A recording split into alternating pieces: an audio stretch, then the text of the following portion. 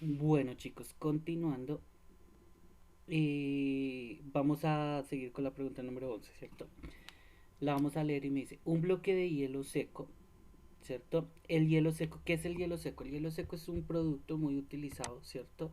Sobre todo en la industria del entretenimiento, en la coctelería. Es el hielo seco, ¿cierto? Es dióxido de carbono en estado sólido, ¿cierto? Es esa sustancia que no sé si ustedes han visto pronto en los bares, que agregan como hielo y que empieza a salir como humo, ¿cierto? Ese es el hielo seco, ¿listo? ¿Qué es lo que pasa con el hielo seco? El hielo seco se mantiene a una baja temperatura y alta presión.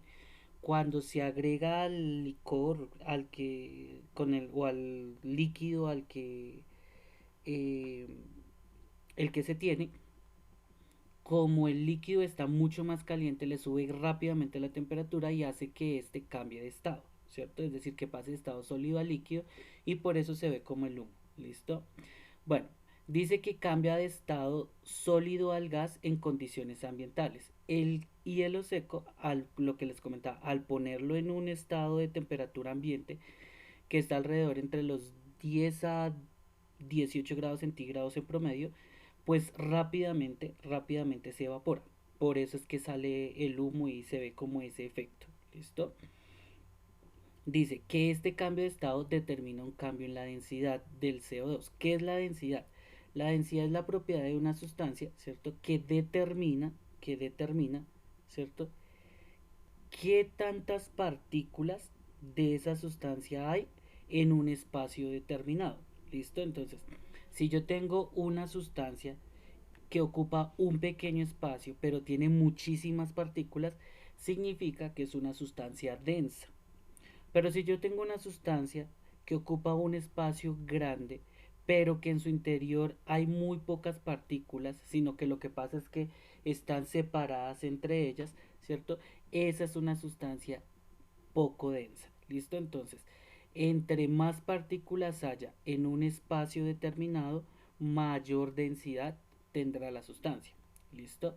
Entonces me dice, teniendo en cuenta la información anterior, tras el cambio de estado, es decir, tras pasar de hielo seco, es decir, de dióxido de carbono sólido a gaseoso, ¿cierto? La densidad del CO2 disminuye. ¿Por qué pasa esto?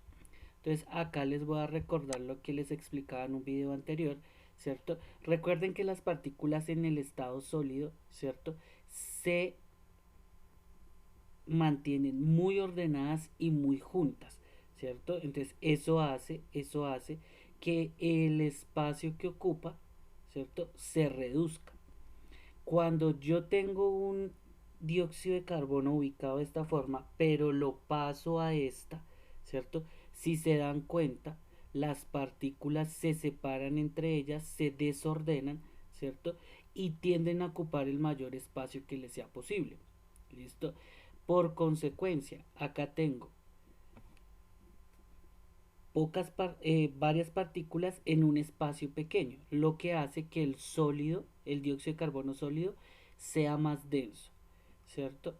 Luego paso a un sistema en el que la misma cantidad de partículas, ¿cierto? Ahora ocupan un espacio mucho mayor. Si nos hacemos la cuestión, es casi 3 o 4 veces el espacio, ¿cierto? Entonces, eso hace que sean pocas partículas en un gran espacio. ¿Listo? Partículas, el mismo número de partículas, ¿cierto? Pero ocupando un espacio menor. Eso hace que el cuerpo sea más denso. ¿Listo? Acá como se distribuyeron entre ellas, ¿cierto? Hace que el cuerpo sea menos denso. ¿Listo? Entonces vamos a tener y vamos a ver las opciones de las respuestas, a ver cuál se acomoda más a la explicación dada. Me dice, la masa del CO2 disminuye. ¿Qué es la masa de un cuerpo? La masa de un cuerpo son las partículas. ¿Listo? Entonces vamos a mirar acá. Yo tengo 3 6 9 12 15 18 partículas. ¿Cierto? Las cambia a líquido. 1, 2, 3, 4, 5, 6, 7, 8, 9, 10, 11, 12, 13, 14, 15, 16, 17, 18. Las cambia a gas. 1, 2, 3, 4, 5, 6, 7, 8, 9, 10, 11, 12, 13, 14, 15, 16, 17 y 18. Si se dan cuenta, la cantidad de partículas o de moléculas es la misma indistinto del estado. De ahí que no hay cambio de masa.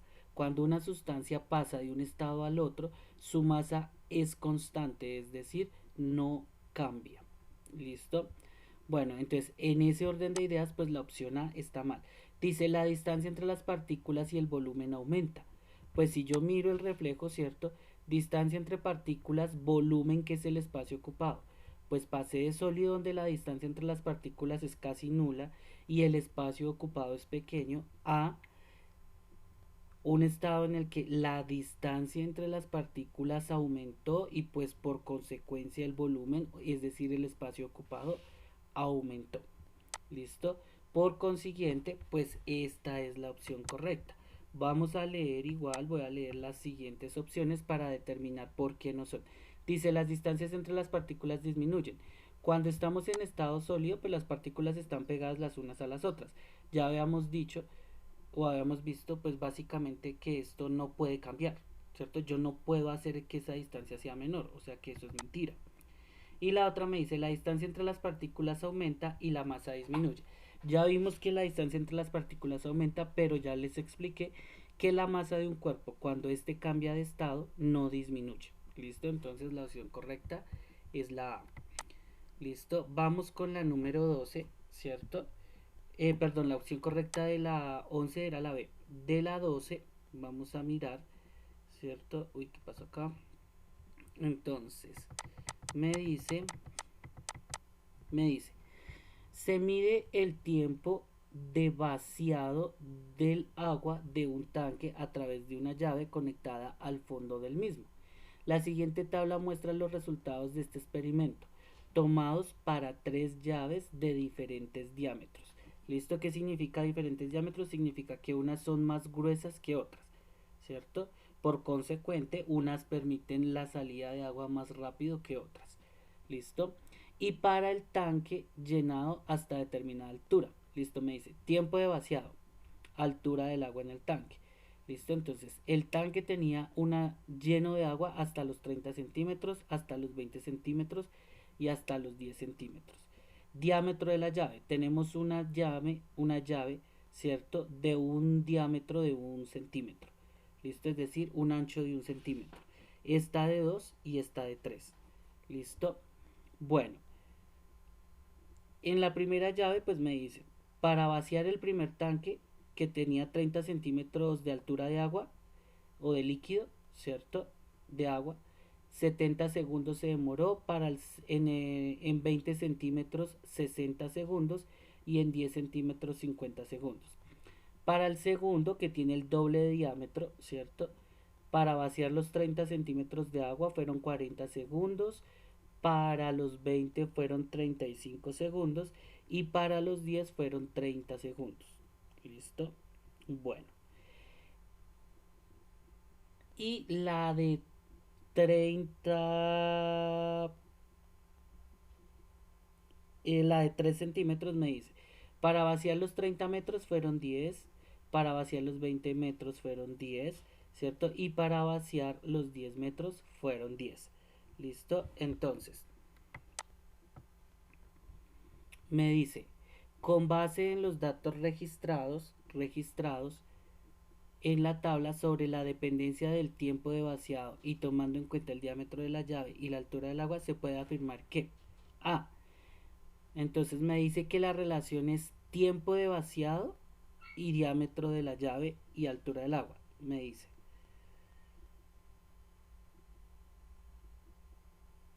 ¿Listo? Entonces, ¿de qué me están preguntando? Me están preguntando del tiempo de vaciado. ¿Listo?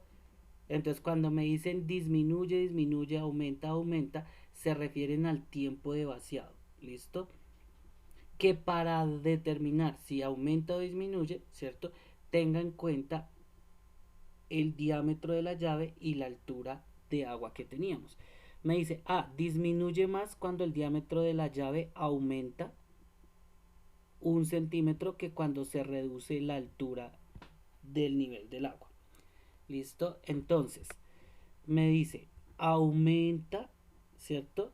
Perdón, disminuye cuando el diámetro de la llave aumenta 1 centímetro, ¿cierto? Entonces, pues si yo miro acá, sí disminuye más, ¿cierto? Disminuye más a medida que voy aumentando los centímetros, ¿cierto? Me dice que aumenta más disminuye más ahí que cuando se reduce la altura del nivel del agua.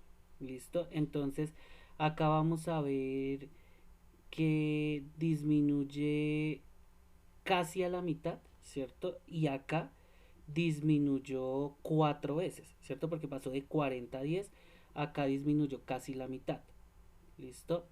Acá pues vamos a ver que en altura, ¿cierto? Cuando paso de 70 a 60 a 50, ¿cierto? Igual hay disminución, ¿listo?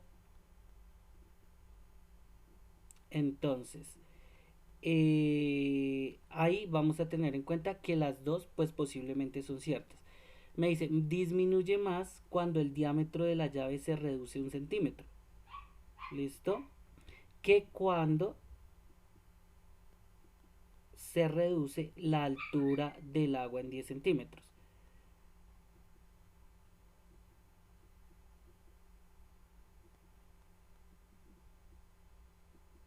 ¿Listo? Entonces, vamos a tener en cuenta. Entonces, acá cuál es la diferencia. Dice, disminuye más cuando el diámetro de la llave aumenta 1 centímetro. ¿Listo? Es decir, pasa de 1 a 2 centímetros. ¿Listo? Y en esta dice que disminuye más, ¿cierto? Cuando la llave se reduce de 1 centímetro. ¿Listo? Entonces yo miro. Cuando la llave aumenta, ¿cierto? Cuando la llave aumenta, la velocidad, ¿cierto? Disminuye, ¿cierto? Pero acá me dice, disminuye cuando el diámetro de la llave se reduce 1 centímetro. Es decir, que si yo paso de 30 a 20, la velocidad de llenado de tanque no disminuye, lo contrario, aumenta, ¿cierto? O sea que esta es falsa. Lo siguiente me dice, aumenta más cuando el diámetro de la llave aumenta 1 centímetro y que cuando se reduce la, la altura del nivel del agua. Entonces yo miro, me dice, aumenta cuando el diámetro de la llave aumenta en 1 centímetro. Entonces si yo paso de 1 a 2, la velocidad no aumenta, disminuye, el tiempo de vaciado disminuye. O sea que esto también es falso. Listo, y acá me dice, aumenta más cuando el diámetro de la llave aumenta 1 centímetro que cuando se aumenta la altura. Entonces, me está diciendo lo mismo, aumenta más cuando el diámetro de la llave aumenta 1 centímetro. O sea que si yo paso de 1 a 2, el tiempo de vaciado va de 70 a 40, no está aumentando, está disminuyendo. O sea que por ende C y D son falsas. Me quedaría A y B. Entonces yo voy y miro. B. Disminuye más cuando el diámetro de la llave se reduce 1 centímetro. Disminuye más cuando el diámetro. Entonces, cuando el diámetro se reduce, entonces yo miro. Si el diámetro se reduce, significa que paso de 2 a 1 o de 3 a 2, ¿cierto? Es decir, que paso de 10 a 40 o de 40 a 70. En cualquiera de los dos casos, el tiempo de vaciado ha aumentado, más no disminuido, o sea que esta respuesta es falsa. Por consecuencia, mi opción correcta es la A, ¿cierto? Y la corroboro. Disminuye más cuando el diámetro de la llave aumenta 1 centímetro. Cuando el diámetro de la llave aumenta 1 centímetro, ¿cierto? Pasa de 10 a 20, de 1 a 2, perdón, ¿cierto? Disminuye, ¿cierto? De 70 a 40, es decir, disminuye casi la mitad, ¿listo? Y me dice que disminuye más que cuando se reduce la altura del nivel. Cuando se reduce la altura del nivel en una llave de 1, pasamos de 70 a 60, ¿cierto? O sea, solo 10 segundos, no alcanza a ser ni un cuarto de diferencia. Acá hay una diferencia de casi la mitad. Entonces, sí disminuye más cuando se aumenta el diámetro de la llave a cuando se cambia la altura. ¿Listo? Entonces acá la opción era la B. La A, perdón. Listo. Luego vamos a ver un modelo de una red trófica. ¿Qué es una red trófica? Una red trófica es un esquema, ¿cierto? En el cual se representan como diferentes cadenas alimenticias en un ecosistema, ¿cierto? Se fusionan y se entrelazan entre ellas. Entonces acá vamos a tener en cuenta lo siguiente. Acá tenemos una cadena alimenticia, ¿cierto? Una cadena alimenticia que va hasta acá. Acá tenemos otra cadena alimenticia, ¿cierto? Listo, que es esta. Y vemos cómo los individuos de cada cadena pueden interrelacionarse con los de otra cadena para, para poder generar la red. Entonces acá que me dice, tengo pastos marinos. El pez loro se alimenta de los pastos marinos, ¿cierto? Ese pez loro, ¿cierto? Es el alimento del calamar, ¿cierto? El atún se alimenta del calamar, ¿listo? Y finalmente el tiburón se alimenta del atún. Por otro lado también tengo que el fitoplancton, ¿cierto? El fitoplancton es el alimento del zooplancton, que a la vez es el alimento del calamar, ¿listo? Que es el alimento del atún, el cual es alimento del tiburón. Pero también puedo tener en cuenta que el atún se come a las sardinas, ¿cierto? Las cuales se alimentan del zooplancton, que depende del fitoplancton. Pero también puedo tener en cuenta que el pez loro también se puede alimentar del fitoplancton, ¿cierto? Y que el zooplancton se alimenta de pastos marinos, ¿listo? Y ese enramado es lo que se conoce como una red trófica, ¿listo? Dice la dirección de la flecha indica sirve de alimento a, ¿cierto? Entonces el pasto sirve de alimento al loro, el loro sirve de alimento al calamar. Bueno, luego me dice,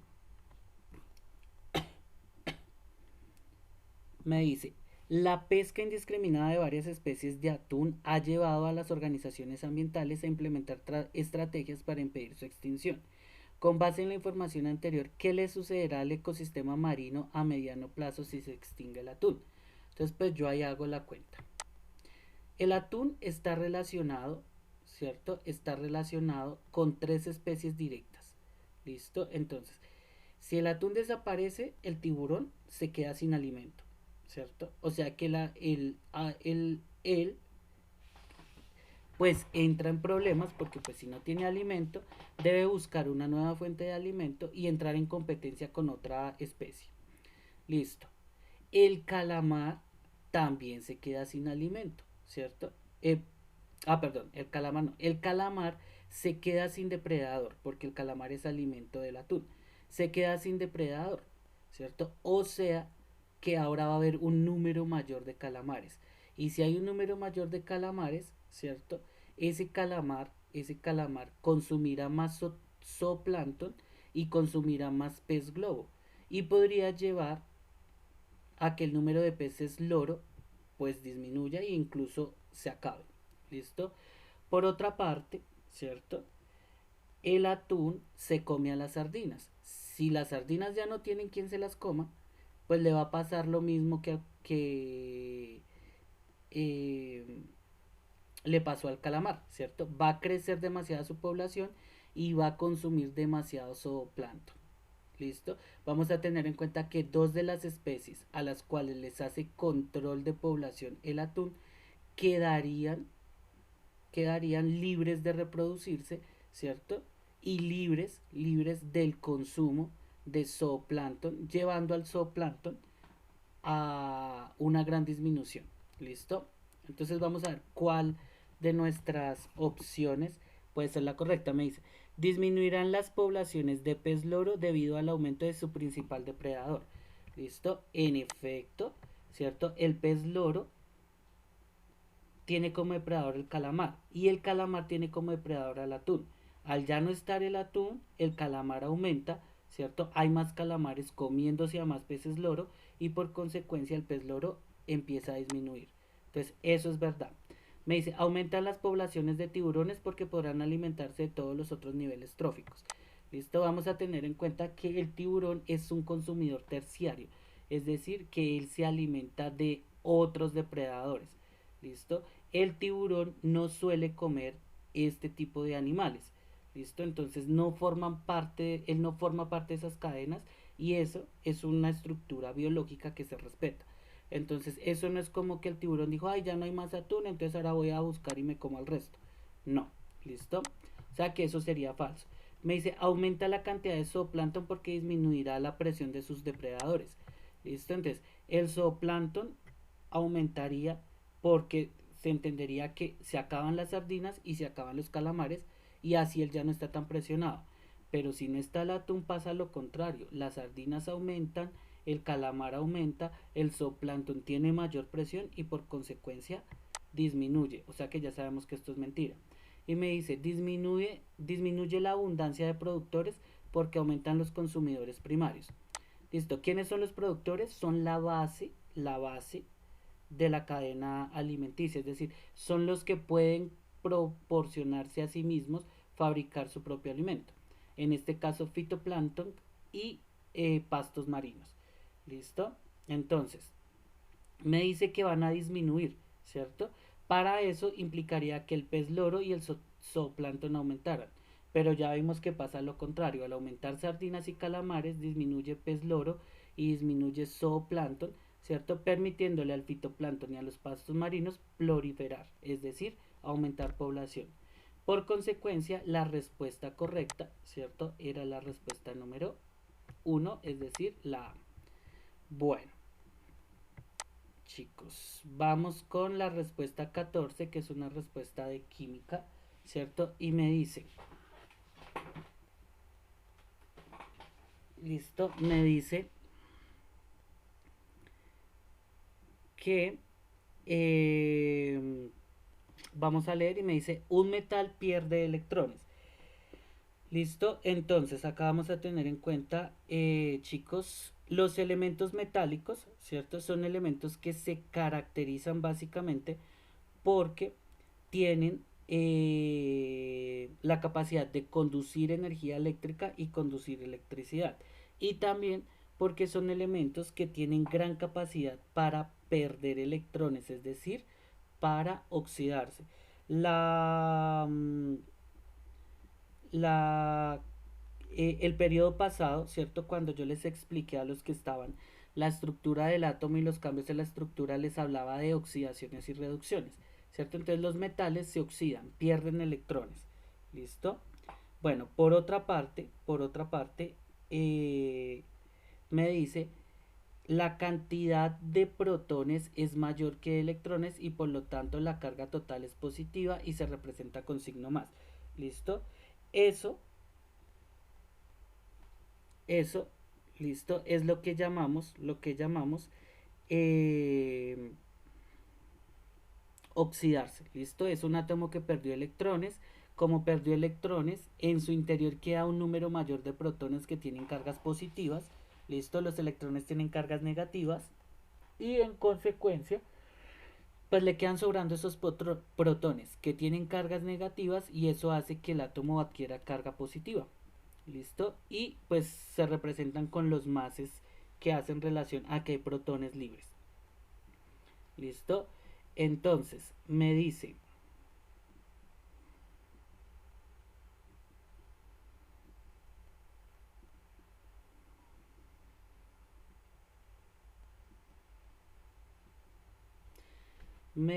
me dice que se tienen dos esferas metálicas idénticas. Una esfera 1 inicialmente cargada positivamente, la carga Q, ¿cierto? Y otra esfera 2 inicialmente neutra. Al ponerlas en contacto y luego de separarlas, se observa que las dos esferas quedan cargadas positivamente Q medios. ¿Listo? Entonces, como muestra la figura, entonces tengo una esfera cargada Q, ¿cierto? Que es esta. ¿Listo? Luego me dice y otra esfera neutra. Cuando está neutra significa que no tiene carga, es decir, que la cantidad de protones y de electrones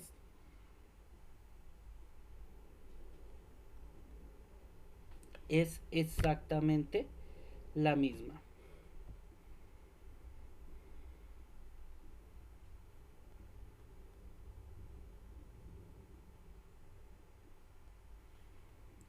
Listo.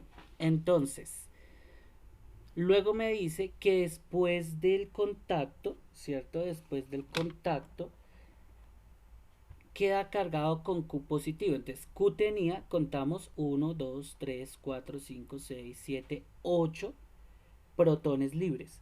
¿Listo? 8, es decir que este átomo había perdido 8 electrones. Me dice que luego de que ellos dos pusieron en contacto, ¿cierto? Quedaron cargados positivos pero con Q medios, es decir, la mitad de la carga de la esfera inicial. Entonces yo miro 1, 2, 3, 4, 1, 2, 3, 4. ¿Listo? Me dice, con la base en la información anterior, ¿qué sucedió al poner las esferas en contacto? Dice, de la esfera 2 pasaron 4 electrones hacia la esfera 1. ¿Listo? Entonces, ¿cuál es la esfera 2? ¿Listo? La esfera 2 pasaron 4 electrones para la esfera 1. Entonces, si la esfera 1 tiene 8 protones libres, significa que le faltan 8 electrones. Los debió perder. ¿Listo? Si ahora la esfera 1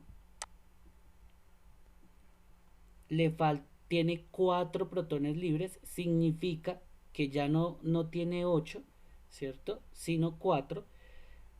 Es decir, que ya no le faltan 8 electrones, sino ahora le faltan solo 4. ¿Listo? Significa que esta esfera debió ganar electrones. ¿Listo? Debió ganar 4 para que ahora solo le falten 4. ¿Listo? Esta esfera ahora tiene cargas positivas. Significa que antes tenía la misma cantidad de protones que de electrones.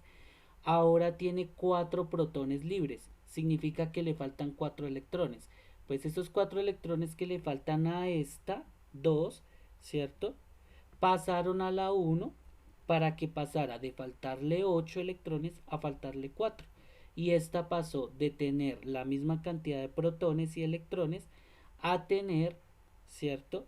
4 electrones menos para que le sobren 4 protones. ¿Listo? Entonces la opción correcta, en efecto, es la A en este caso también. ¿Listo? Bueno, ¿por qué las otras no? Me dice, de la esfera 2 pasaron protones hacia la esfera 1.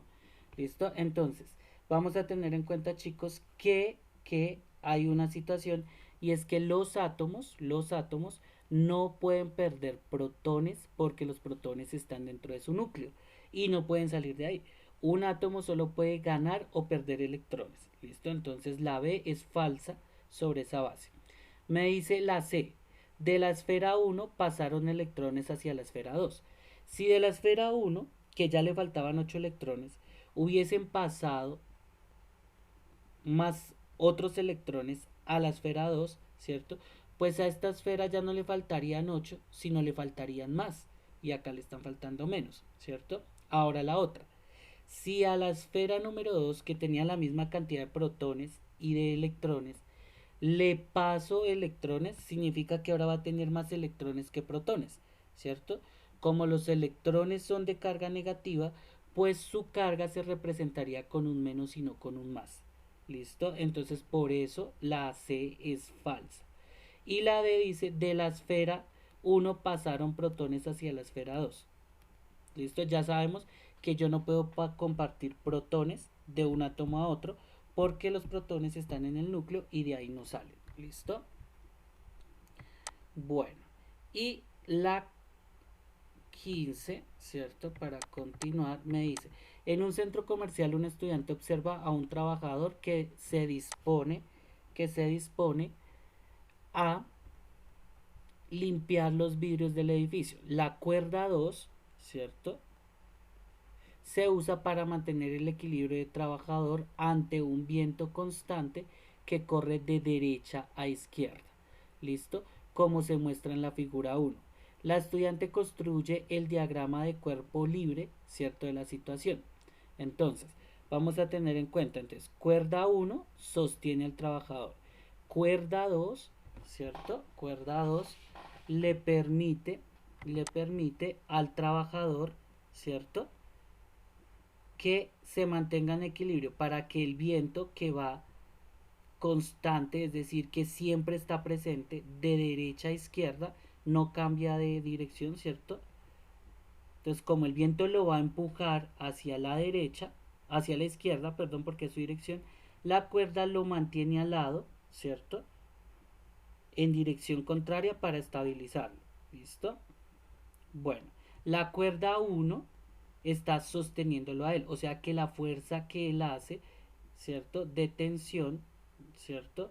Va de abajo hacia arriba, de arriba hacia abajo, ¿cierto? Porque la fuerza cae, es como la fuerza de gravedad, jala la cuerda, ¿listo? O sea que va de arriba hacia abajo, ¿listo? El viento, pues ya sabemos, va de izquierda a derecha. Entonces, me dice el diagrama, en el centro, ¿quién está? Mi querido amigo, el trabajador, ¿listo? Entonces, me está diciendo que eh,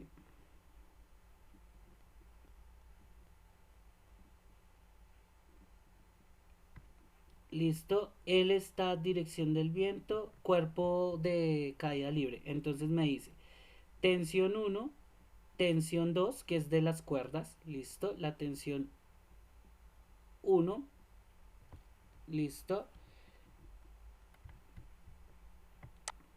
Entonces, acá tengo tensión uno, tensión 2, ¿cierto? Fuerza del viento, listo, y el peso del personaje. En el centro está el personaje. Entonces, la fuerza uno, la tensión uno, listo, que se produce del cuerpo hacia la cuerda, listo, la tensión es la fuerza que se ejerce hacia la cuerda. La fuerza la ejerce el cuerpo, ¿cierto? Yo que estoy colgando, ejerzo la fuerza sobre la cuerda, o sea que va desde mí hacia la cuerda, por eso hacia arriba. La tensión 2, ¿cierto? Pues sucede lo mismo, va del cuerpo hacia la cuerda. Como la cuerda, ¿cierto? Está tensionada hacia la izquierda, pues va desde el cuerpo hacia la cuerda. El peso, pues ustedes saben que el peso es la fuerza de gravedad, ¿cierto? Entonces la fuerza de gravedad nos jala de arriba hacia abajo, o sea, del cuerpo hacia abajo. Y el viento, pues acá me dicen que la dirección del viento es de izquierda a derecha. ¿Listo? Entonces, ese es el diagrama. Bueno, y acá hay una otra figura. ¿Listo? Diagrama uno, diagrama 2, diagrama 3, diagrama 4. ¿Listo? Entonces, vamos a decir, a ver qué me dice. La estudiante observa que el trabajador llena su recipiente completamente con agua y limpia vidrios y por tanto debe modificar su diagrama de cuerpo libre teniendo en cuenta la información anterior. ¿Cuál de los diagramas mostrados en la figura 2 corresponde a las fuerzas después de llenar el recipiente? ¿Cierto? Entonces el recipiente está acá. ¿Listo?